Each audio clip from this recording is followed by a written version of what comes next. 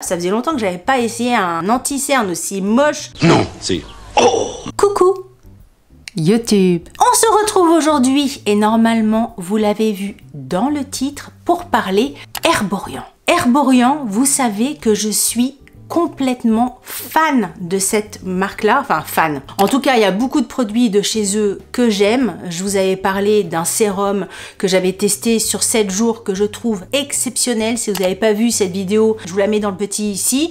Je vous parle régulièrement de la bébé crème, de la CC crème, la super bébé crème. J'avais fait une vidéo où je comparais la bébé crème et la super bébé crème. Pareil, soit dans le petit ici, si j'ai plus de place parce qu'il y a un nombre limité dans le petit, je vous mettrai tout ça en barre d'infos. Bref, Herborian, c'est une marque que je suis souvent, que je conseille souvent aussi, puisque je trouve que le rendu est bien. Je l'ai conseillé pour mes filles, je l'ai conseillé à des amis. J'aime bien cette marque. En ce moment, on voit énormément d'influenceurs. En général, quand Herborian sort une nouveauté, je vais l'acheter. J'imagine que vous l'avez vu passer moult. La dernière nouveauté de la marque, c'est le super bébé concealer, donc l'anti-cerne qui sert en même temps de anti-imperfection, enfin cache imperfection et tout ça. On n'arrête pas de voir des pubs là-dessus. On n'arrête pas de voir des influenceurs parler de ce produit-là, en dire du bien. J'ai pas trouvé un influenceur dire du mal de ce produit-là. On va voir un petit peu ce qu'il en est dans cette vidéo. Comme à chaque nouveauté de chez Herborian, moi ça me titille, ça me m'attise la curiosité. Je me suis dit, je vais aller l'acheter. Mais le concealer existe en plusieurs teintes. Il existe en teinte claire, en teinte nude, dorée, caramel et chocolat. En général, moi, dans mes bébés crèmes, c'est teinte dorée. Donc je me suis dit, pour l'anti-cerne, ça va être le teint doré aussi. Je vais chez Sephora, je dis, voilà, j'ai envie de tester l'anti-cerne. Et la nana me dit, avant d'acheter la teinte dorée, je vous conseille de l'essayer, puisque parfois l'anti-cerne, ça peut être un ton en dessous. Peut-être que c'est pas la teinte dorée qu'il vous faut, mais c'est la teinte nude, la teinte qui est juste en dessous. Puisque l'anti-cerne coûte quand même 33 € les 10 millilitres. Les 10 millilitres, 33 € les 10 millilitres. Donc elle m'a plutôt conseillé de tester. Donc elle m'a donné un petit échantillon. Je l'ai ici, le concealer donc Herborian doré. Et pour tout vous dire, je l'ai déjà testé, donc ça va pas être un premier avis dans cette vidéo, mais bon, moi je vous dis les choses, je ne vous mens pas. J'aurais pu vous dire, on va le tester ensemble, faire genre je l'ai pas testé. Non, je l'ai déjà testé une fois et j'ai tellement trouvé le truc décevant que je me suis dit que j'allais en faire une vidéo et j'allais un petit peu vous montrer le résultat, parce que je ne comprends pas. Comme je l'ai utilisé qu'une fois, peut-être que je vais avoir un autre avis pour cette vidéo-là, mais je me suis dit qu'on allait tester le truc. Donc moi, j'ai pris doré. Je prends mon petit pinceau d'anti-cerne et on va immédiatement tester cela sur ma tête où j'ai rien mis. Enfin, je me suis fait juste les yeux et tout ça, le maquillage des sourcils, mais je me suis pas fait l'anti-cerne. C'était histoire d'avoir un peu une tête pour faire ma vidéo. Mais vous voyez, je me suis pas fait d'anti-cerne puisqu'on voit mes cernes. Alors, vous voyez, au niveau de la teinte, c'est quand même assez proche de ma carnation, je trouve. Chez Sephora, elle m'a demandé comment je l'appliquais, l'anti-cerne, enfin mon anti-cerne. Donc je lui ai dit que je l'appliquais au Beauty Blender. J'ai un petit Beauty Blender que pour l'anti-cerne et un gros Beauty Blender pour le reste quand je mets la bébé crème. Et elle m'a dit, pour celui-ci, utilisez plutôt un pinceau. Donc je me suis exécutée. J'ai pris le pinceau anti-cerne que j'ai de chez Kat Von D et je l'ai mis comme ça. Mais vous voyez, déjà à l'application, je sais pas, je vais essayer de faire des gros plans pour vous montrer, mais déjà à l'application, je trouve ça pâteux, je trouve ça pas du tout joli. Ça me fait exactement la même sensation que j'avais eue quand j'avais testé le produit la première fois, parce que j'espère que ça va se voir en vidéo, mais moi j'ai l'impression que ça met encore plus en avant, mais alors avec les lumières, je sais pas si vous allez vous rendre compte, attendez, ça met encore plus en avant mes poches. J'ai l'impression que ça accentue les poches, ça accentue les cernes. Je fais un gros plan. Vous voyez là? Est-ce que vous voyez ici? Ça, c'est quelque chose que je n'avais pas tout à l'heure. ça fait pâteux, ça fait... Est-ce que ça va faire la mise au point? Vous voyez, ça fait pâteux là. Et cette ombre là, je l'ai pas du tout avec mon anti-cerne de chez Maybelline qui coûte 3 fois moins cher. L'effet de matière là est tout simplement abominable. Sur le site de Sephora, il est indiqué cet anti-cerne haute couvrance apporte bien plus à votre peau. Ils disent qu'il y a une texture crémeuse et hydratante. Alors moi, le crémeux, je le vois, mais c'est presque pâteux et hydratant, je le sens absolument pas, tout en laissant un fini naturel. Et moi, je trouve absolument pas de fini naturel. Je trouve qu'il y a un côté vraiment pâteux à la crème.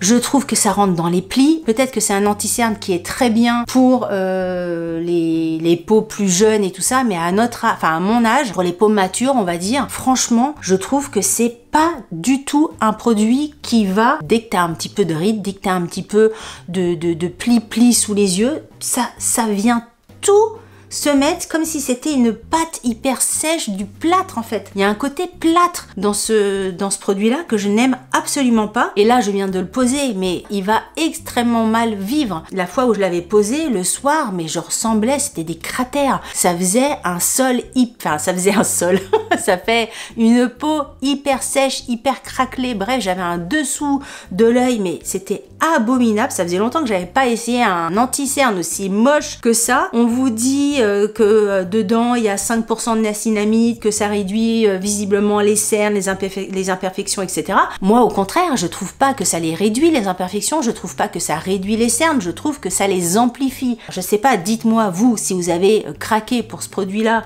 ce qu'il en est, parce que encore une fois, j'espère que ça va se voir à la caméra au montage, mais alors moi je vois le creux de mon œil là, le creux de mon œil, le petit pli-pli qu'on voit ici, si vous voulez, on voit des imperfections, je vois des imperfections que je ne vois pas d'habitude avec mon anti-cerne de chez Maybelline, qui est beaucoup plus fluide, beaucoup plus naturel, qui n'est pas du tout comme ça, qui ne vit pas du tout comme ça. Et pourtant, quand je regarde les avis, alors je sais pas si on peut classer par âge, filtrer par âge. On va regarder un petit peu ce que pensent les gens de mon âge, parce que très déçu, voilà. Vous voyez, si je filtre à 45 et plus, très déçu par ce produit, la couvrance c'est plus que moyenne. Alors moi je trouve pas, justement, je trouve que enfin je sais pas trop, ouais.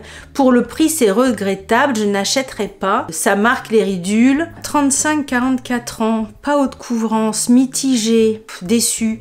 Quand même, j'ai l'impression que plus tu vas dans l'âge, moins les gens sont enthousiastes du produit. Il y a de plus en plus de déçus, on va dire. Remarque, je dis ça, mais dans les plus jeunes, il y a surcoté, un anti-cerne qui fait pas de miracle, bof bof.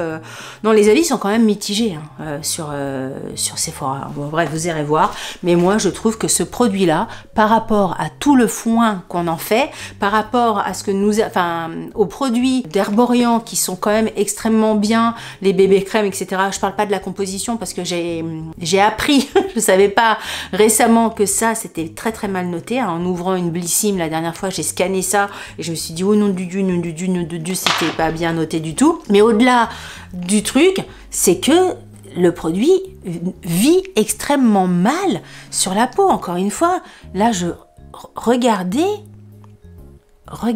le creux.